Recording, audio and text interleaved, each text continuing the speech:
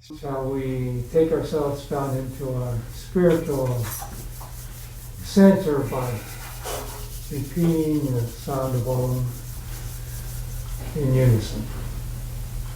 Let's begin with 3 deep conscious breaths.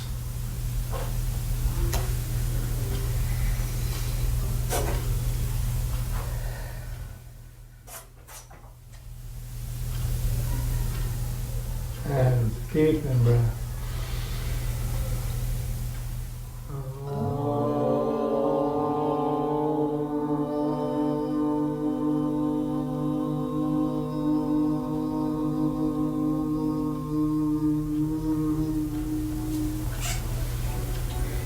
Shanti, Shanti, Shanti.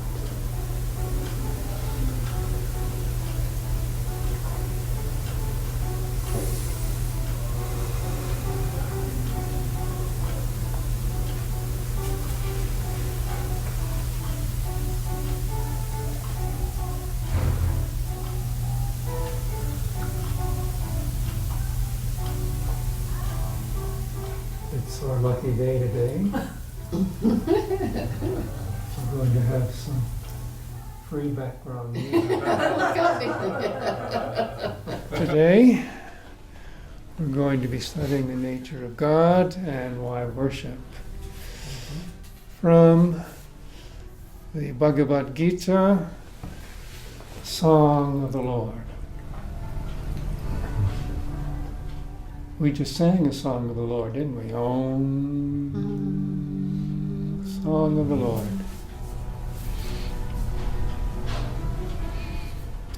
I think it was our last session we discussed why worship. And Susan had a particular interest in it. So let's see if I can remember the 4 reasons and go over them with you. Why worship? Why worship? Well, before I give you the official reasons, why do you worship? What comes up for you? Or do you worship? How do you know if you're worshiping? What does worshiping look like when you do it?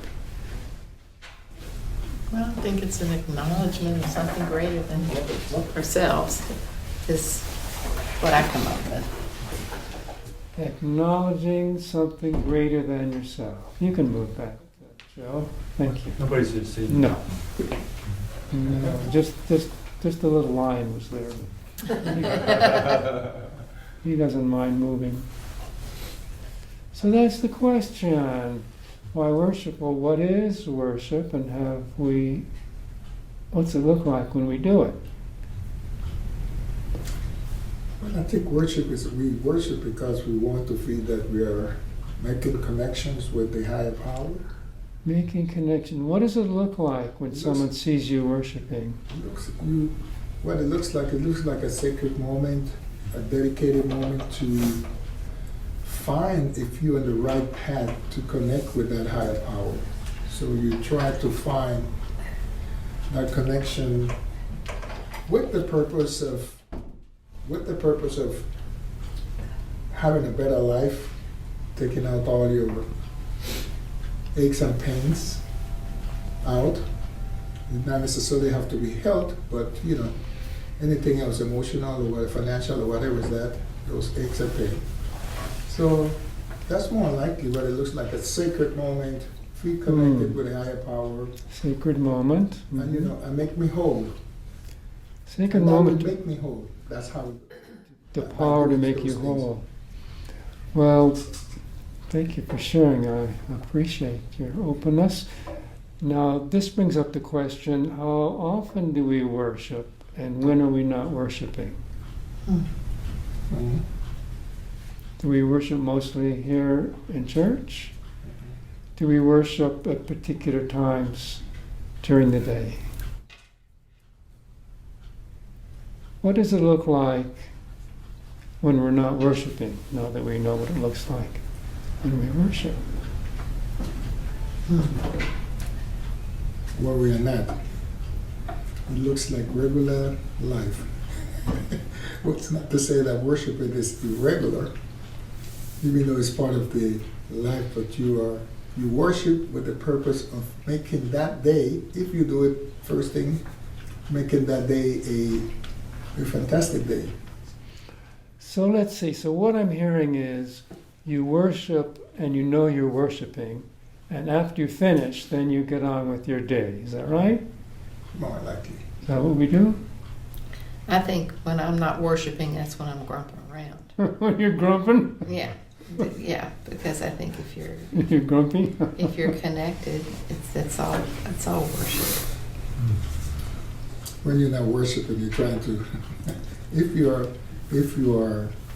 have your mind into it, you try not to do the things that you did not promise while you was worshiping.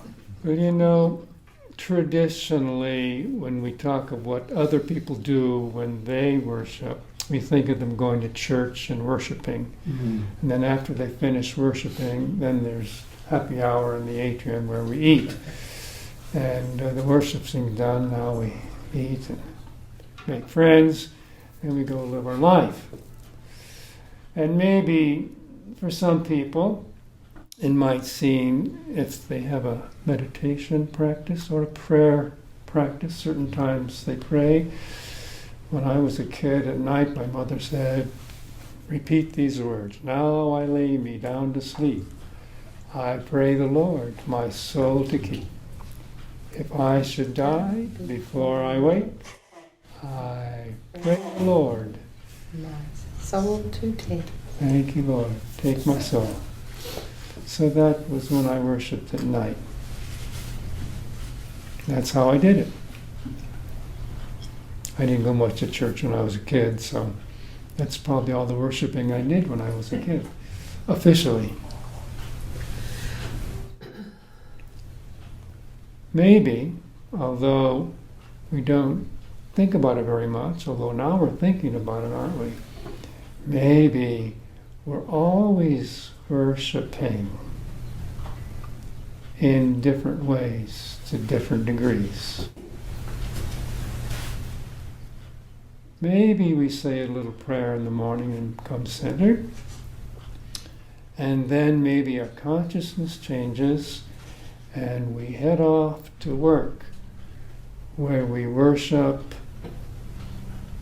giving to others as a product of our work, and increasing our well-being, our wealth, or maintaining it, our sustenance. Going to work so that we can make the money or the energy that we use to provide for ourselves and our families. Maybe that's a worship also. So perhaps we're always worshiping, it's just we're not always worshiping the Lord as we think about when we're in church. Maybe we're always worshiping. Maybe when we sit down to that sumptuous Thanksgiving dinner, we're worshiping our appetite in the food and the tradition and all the memories of togetherness and family that are so important for us. That's our worship focus.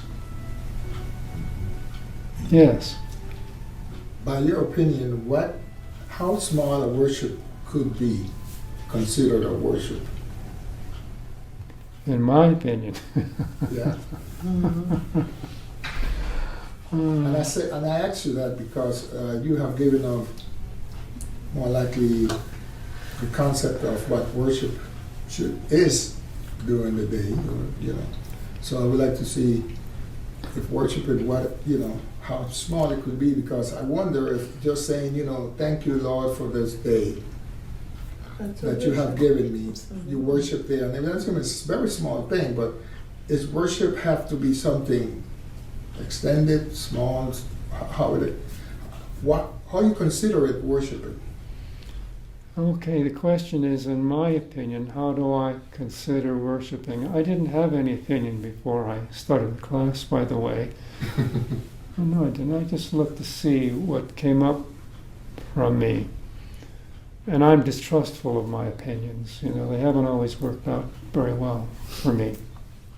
I'm more trusting of what comes up naturally for me. And what comes up naturally for me, which is not an opinion really, it's just, is that worshiping is a state of mind. And all the time, we have a state of mind, even when we're sleeping. We have a state of mind, a consciousness.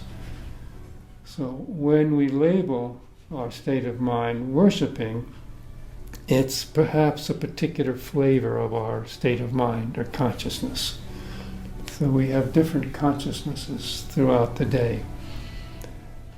The holy men and the scriptures advise us to worship constantly, to take refuge in the Lord without cease, all the time. And maybe that worship just looks like an attitude of gratitude no matter what comes up. I'm grateful for where I am right now. I'm grateful for right here with you teaching this class. Grateful for the food I eat. I'm grateful for the experiences that come my way. The tougher ones are, I'm grateful for all my feelings. Where do my feelings come from? My nature. Where did my nature come from? God gave it to me when I was born. We all have a built-in nature. You can see it in children. Two children, they may be twins or whatever, they have different natures from the time they're little kids. I have two daughters. Different. It's their nature. So we all have a nature. Forgot where I was coming from now. So do we worship at the moment when we say, God give me this? Or God, like you in a begging mood? Traditionally, yes. Yes. Traditionally, yes. Worshipping is when you go to church, you say a prayer, you offer grace. I invite you to expand your concept of worshiping. Why not worship all the time? Not that you're not paying attention to what you're doing or you're off in some different consciousness, but rather you look at what you're doing, what you're receiving, what's happening in a spirit of humility and worshipfulness and gratitude, all linked together. Can we be grateful and in a spirit of worshipfulness when we experience feelings? If we're experiencing joy, probably not too difficult. What about if we're experiencing fear? Oh my God. Mm-hmm. Maybe we can't experience a worshipful consciousness when the fear first strikes us. Maybe it's not in our nature. Not in our nature. But in addition to our nature, we have the ability to choose our consciousness when our discerning aspect arises. We can choose our consciousness. So even when we're experiencing fear, we can then choose to experience it in a worshipful manner or a grateful manner. Thank you, God, for my fear. Now, this fear that I'm talking about is the kind of fear that happens when something fearful happens for us. This is not the habit of fear that you can plant in your heart so that something fearful happened, and then you decided life is fearful, and no matter what comes up, you're going to approach it with an attitude of fearfulness. You can see people who approach life with an attitude of fearfulness, just fragile people. Anger. Can we be grateful for anger and take a worshipful attitude towards our anger? Maybe not when it first shows up. Wow, that ticks me off. But then we let our discernment, which comes from our Christ consciousness arise. Even treat our anger with an attitude of gratitude. When you do that, then when the object or experience of anger stops or ceases, you let go of the anger. It's no longer useful. Now we have seen people who have internalized anger. Maybe they got angry a lot as a kid and realized that the way to survive in life is to keep your anger alive. Anger alive. I think I saw something on television how people were going into prisons and teaching convicts to get college degrees and how this was transforming prisoners. And one of the guys told his story when he was a 16-year-old kid. He made a conscious decision when he was a 16-year-old kid to nourish anger within him, nourish anger, and not let anybody take advantage of him in any way, and to arouse his anger that he was carrying with him at any time to protect him, because life was pretty dangerous. He did some things he shouldn't have done. Then later in life, in prison, he'd been there 30 years, a long time, he'd gotten over this consciousness of anger. He no longer worshipped anger. See how what he was doing was worshipping anger as a 16-year-old to protect himself was a worship for him. His emotional self, yeah. Let it go, and he wanted to move beyond that. Anyway, that's a lot of talking. Let's hear what the scriptures have to say about why worship. It's a very deep, very good question to open that up. Thank you. Why, we're never going to get to all That was very deep. Thank you for sharing Right. that wisdom. Why worship? According to the scriptures, the first reason to worship is if you're suffering. If you're suffering.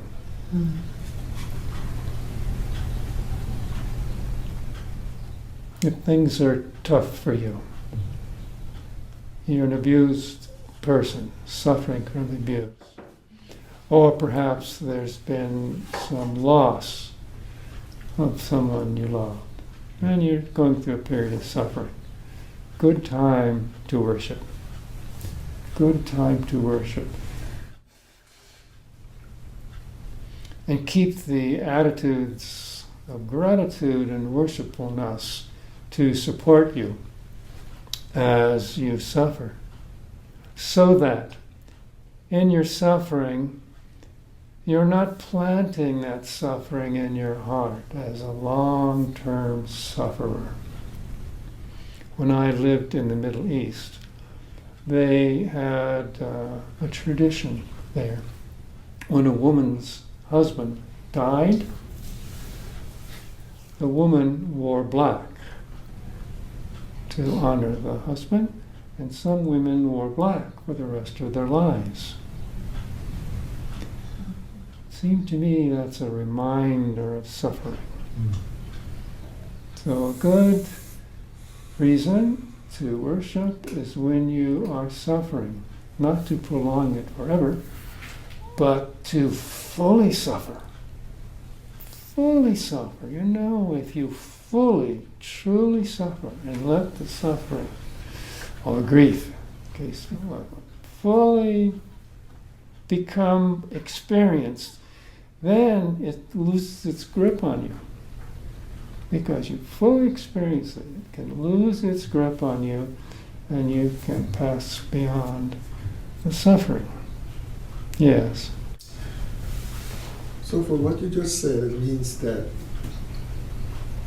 worshiping, the initial sentiment is a negative sentiment because it's for, we worship because we, suffer.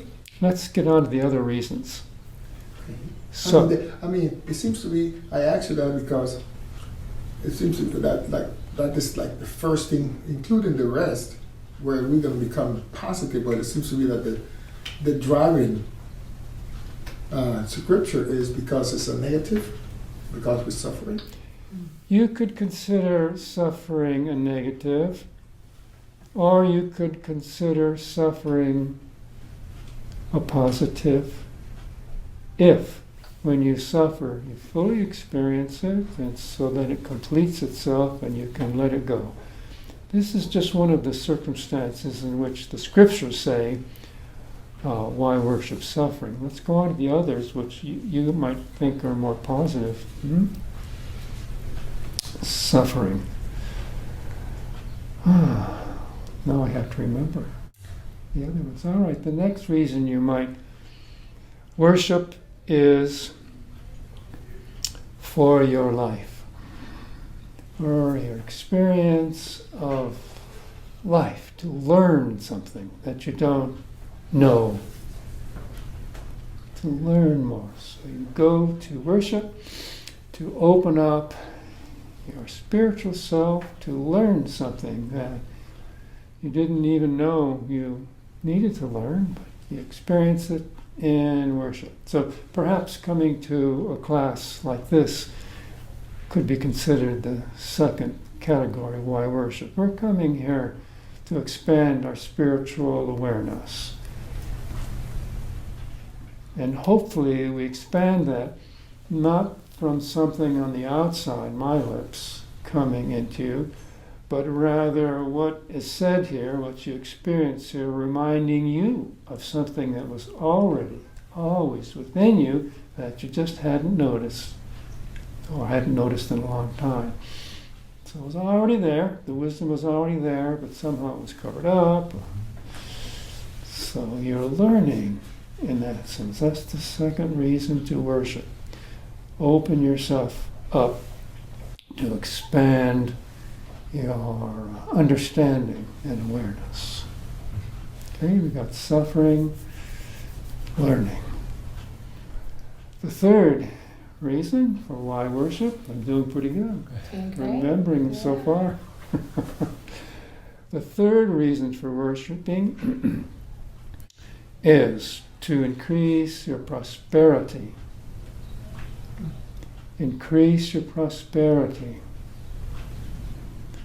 If there's some aspect of your life that's not prosperous, worshiping is a good way to increase your prosperity. Well, this includes money. Why not have some more money? Money is a useful thing. To worship money is one thing. We're not talking about that. Rather, we're talking about worshiping to have an increase in our financial prosperity so that we can be of service to ourselves and others. So the goal is not to just acquire more and more. We don't want to turn into Scrooge McDuck. I love the image of Scrooge McDuck in the comics. He'd open this secret door, and there was this mountain of gold coins. And he would dive into the gold coins and swim in his wealth. Scrooge McDuck. No. We want to increase our wealth so that we can be of service to ourselves and others. We want to increase our spiritual prosperity. So there may be someone you read about in the news who has just tons of money. They're billionaires. When I was a kid, it was millionaires. Nowadays, it's billionaires. Now, when I was a kid, we had this idea, well, they have a lot of money, but they're not really happy like we are. We don't have millions, so we're happy. They're unhappy. Well, who knows? Some people with a lot of money could be perfectly happy. And perhaps some aren't. It depends on their consciousness. So a third reason for worshiping is to increase our spiritual well-being, no matter how much money we have or don't have. There are people in poor countries that are visited by tourists, and they go there and see people with nothing, no money, no electricity, no inside plumbing.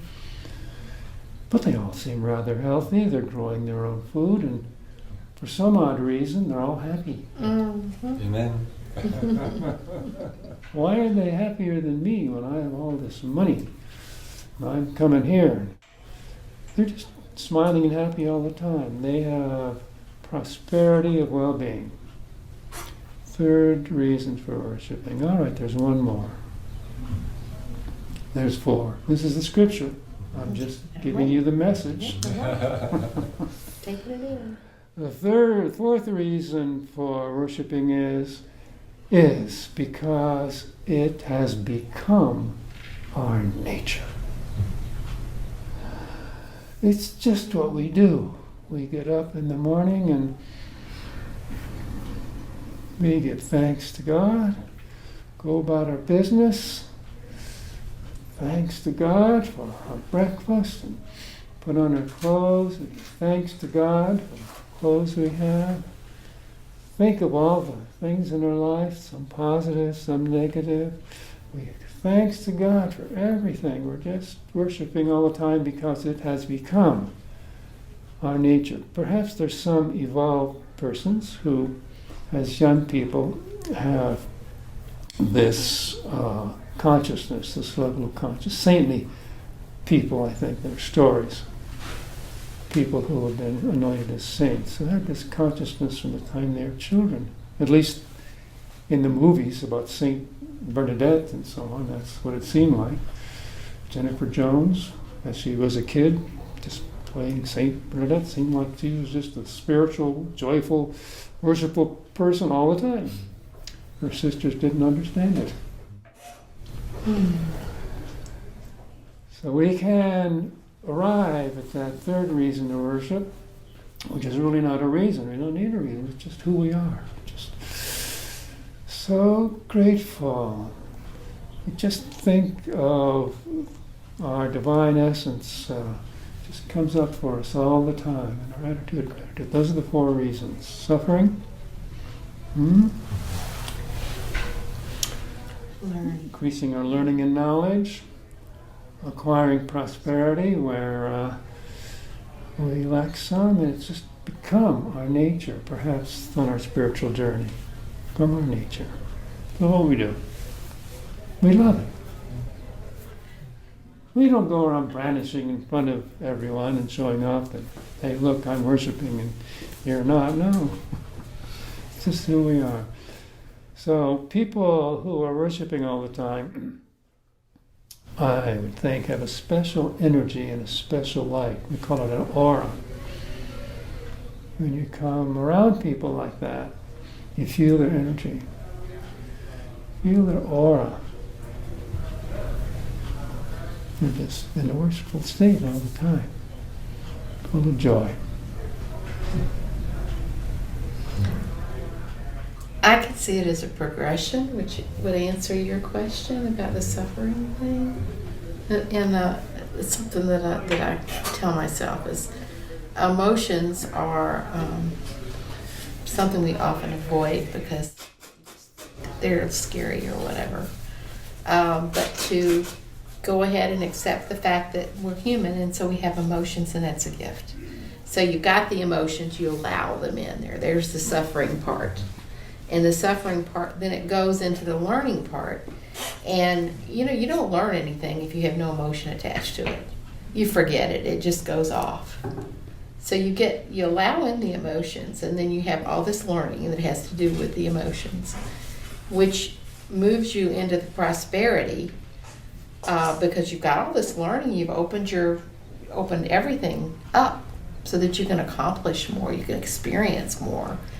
And the prosperity could be just sharing it with everything that's around you. You change things with everything around you because of your being.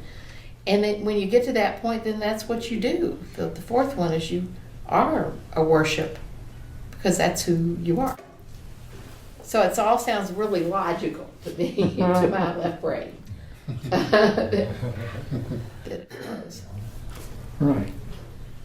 And I'm thinking the logic comes from your heart experience. Oh yeah, because I'm trying to get myself to let in and accept and appreciate the emotions rather than avoiding them.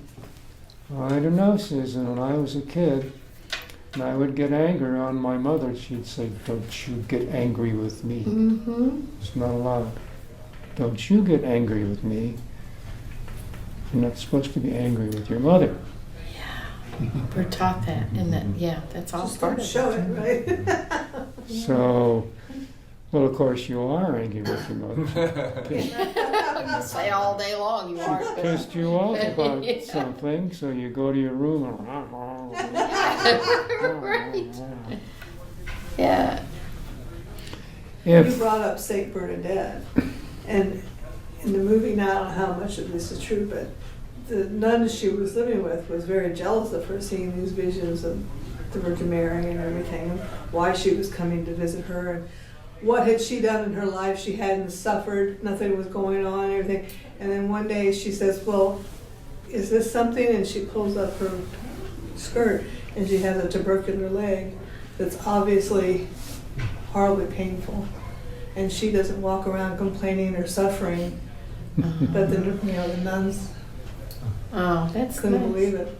So some people don't show their suffering, I guess, but she just showed the worship. And it could be that what she was experiencing was pain, right, which is not exactly the same as suffering. Suffering is more the mental attitude. Pain is an experience of one of our sensations. right. Interesting. That's a good example.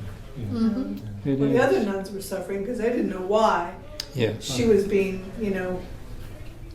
And they chosen. were ticked off. Right. because they'd done it the right way, and here it just seemed like everything had been given to this person when they were the ones that were trying so hard.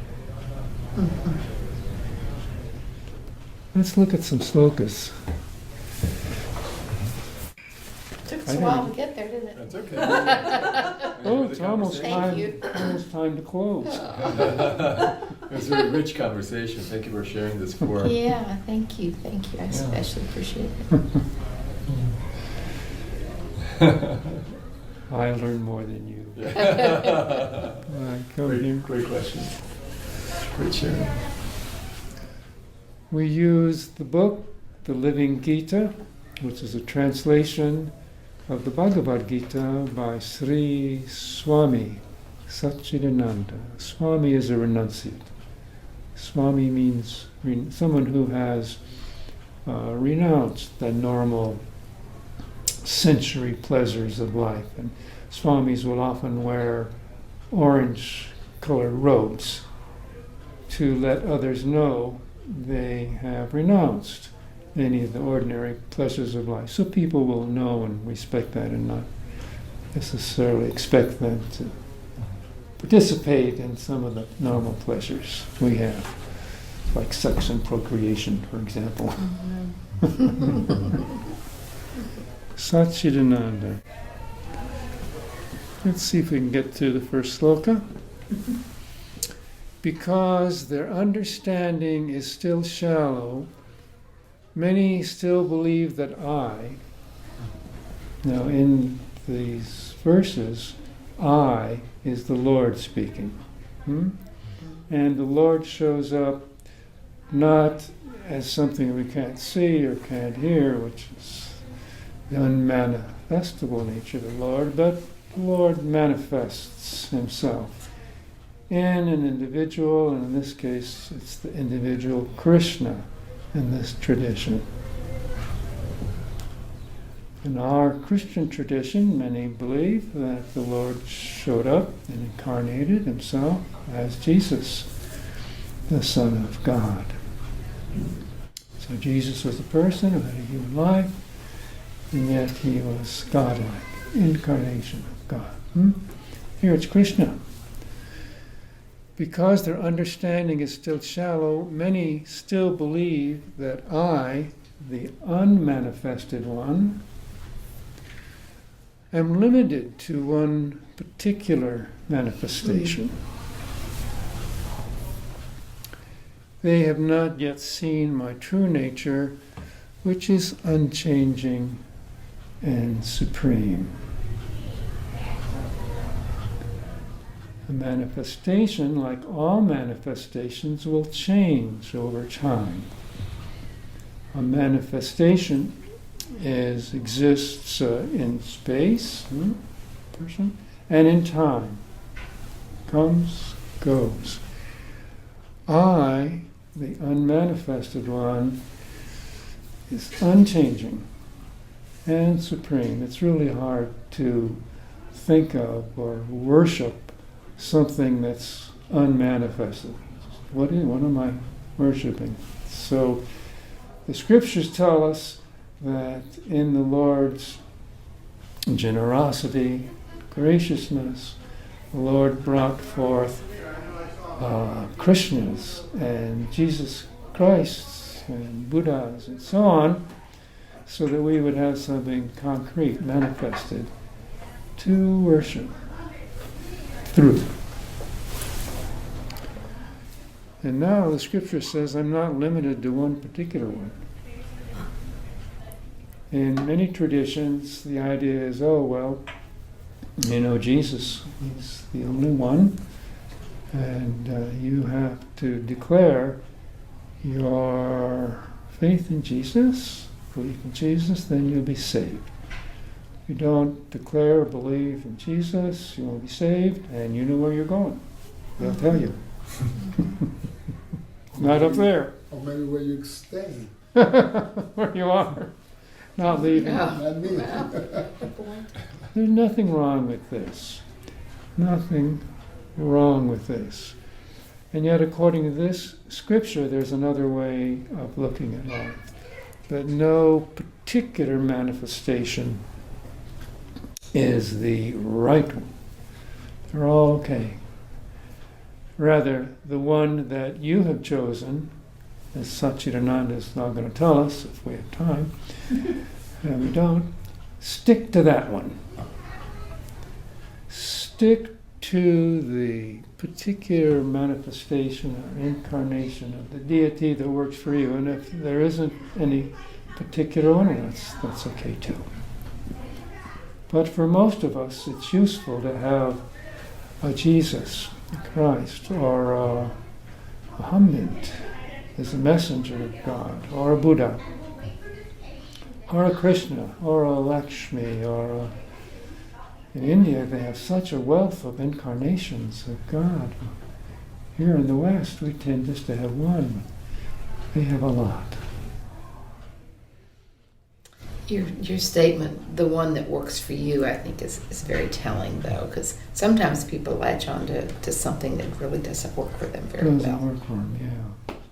How do we know what works for us? Satchidananda, when people ask him for a recommendation, would say, look, don't give up any of the work we're doing here, or any of my teachings, but in your deepest spiritual self, return to the religion that you learned and absorbed as a child.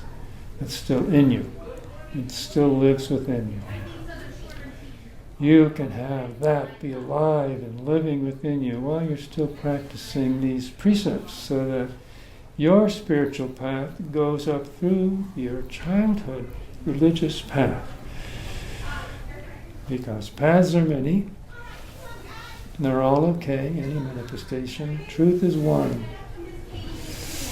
All the paths lead to that truth. I think that's enough for today. Mm-hmm.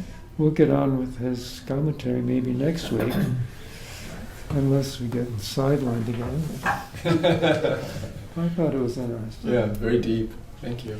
Any comments before we close today, or observations? Thank you for being vulnerably present to what's alive in the group and going with them. It's my nature. Yeah. So you're worshiping them.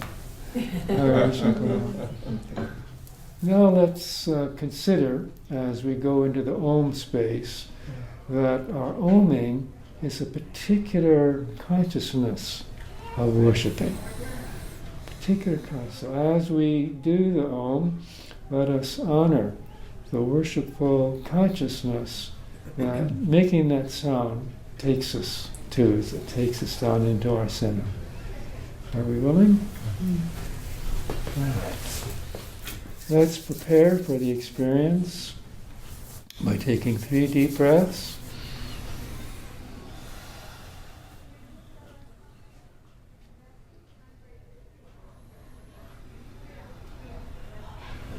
Here we go, folks. With a deep in-breath.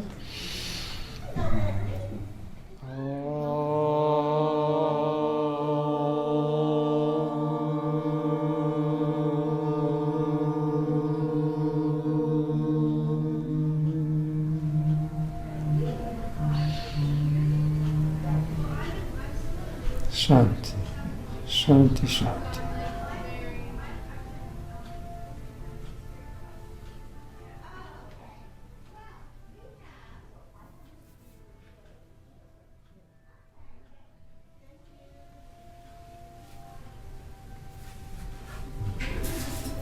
Go in peace, my friends. Thank you. All right, thank you very much. Thank you.